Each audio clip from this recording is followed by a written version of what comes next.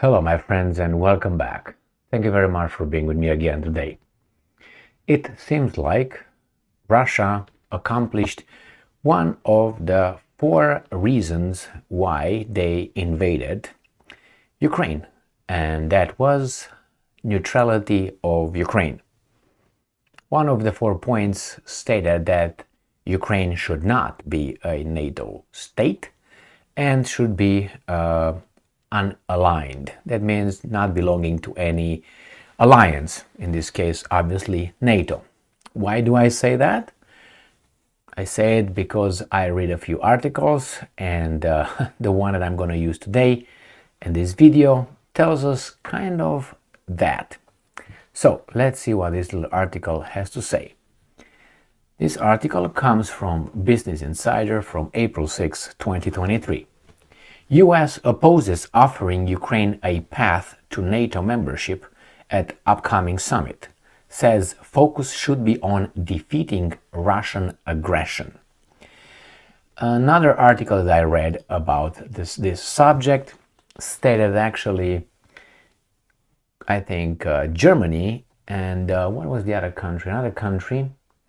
So it was Hungary, I think. It was, but I'm not certain. I know Germany and the United States are the ones that oppose this roadmap for Ukraine, which is something that the Russians requested, demanded, ordered, wanted before February 24th, 2022.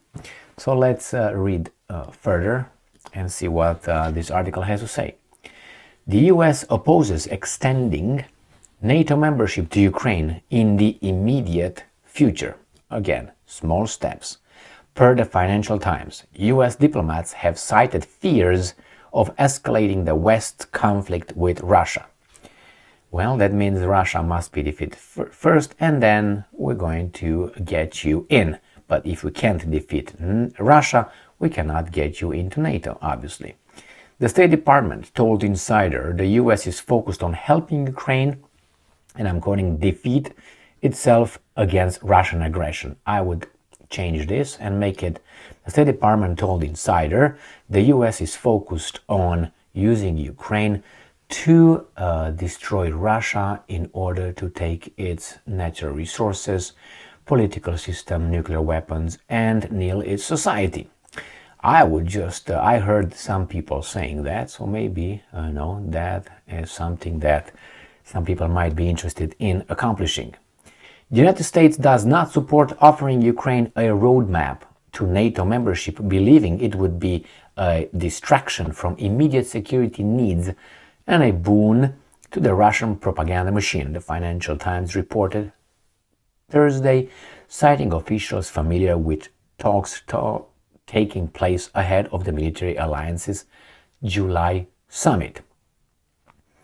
Well, that's good. I guess they are not going to push anything further than they already did. Because remember, or if you don't remember, I will make this point. The United States of America, you like it or not, did not unilaterally attack another country in at least 30 years. At least 30, 40, 50. And that tells you something about the style.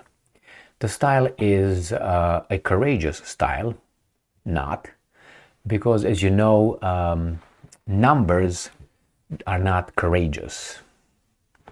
And in this case, if you look, the United States tried to build coalitions because they think that if there are more than one rapist involved in a rape case, they could not be called rapists. Well, that's how usually it works in the parliaments, in democracy.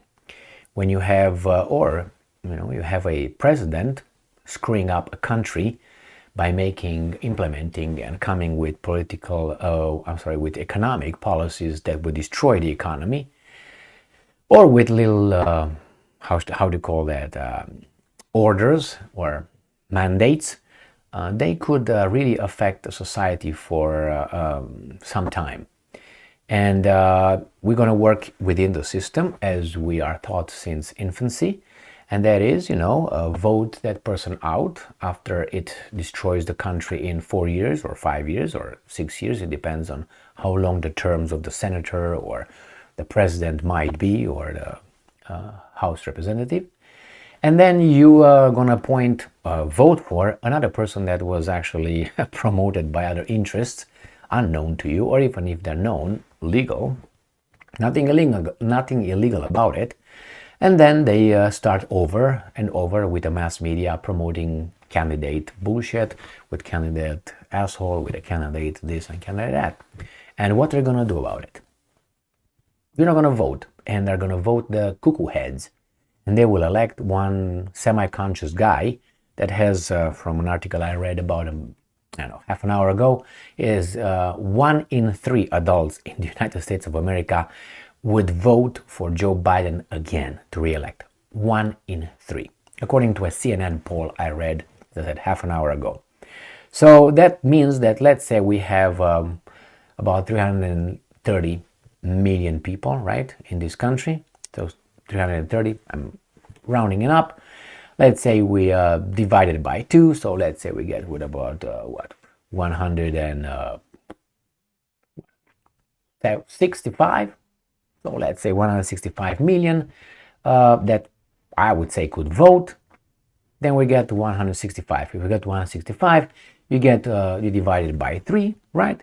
And you get to about, 60 million people, or 50, 55, 50, let's say 50 million people that would vote for Joe Biden under the current circumstances, where you see his state of mind and physical abilities.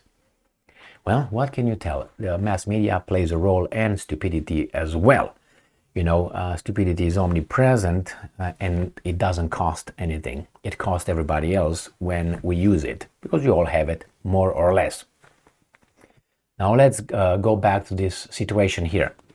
Indeed, the United States will not fight Russia directly, and neither the European Union or any other of the about 45 countries that are on this unwritten coalition against Russia. And well, that's fine. I mean, this is how the world works. The problem is, it's a weasel way. It's a weasel way, but you gotta win by all means necessary, right? If we are to use Malcolm X's little statement, by all means necessary, or something like that. So they will just they cannot talk about Ukraine's accession into NATO, because there's a little clause over there that could be bypassed by the boss. Imagine NATO being like a board of directors, where the board of directors have a boss over there eventually, one guy in charge, and that could,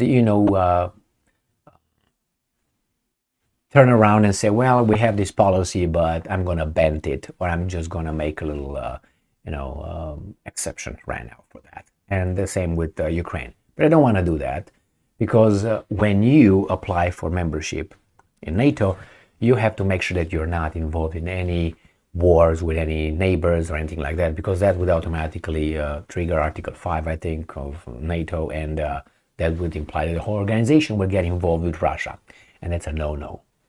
No, because NATO wants to fight countries that are weak and small and with rusty equipment, and that's it.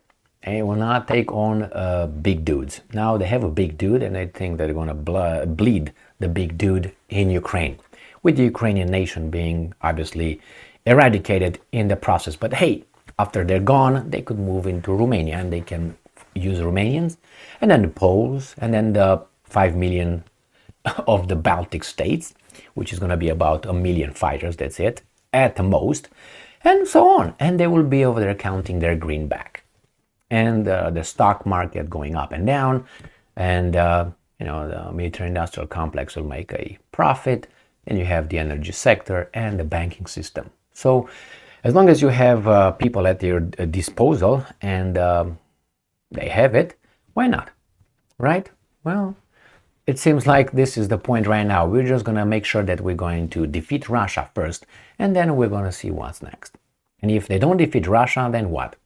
As I said, they will use probably other countries.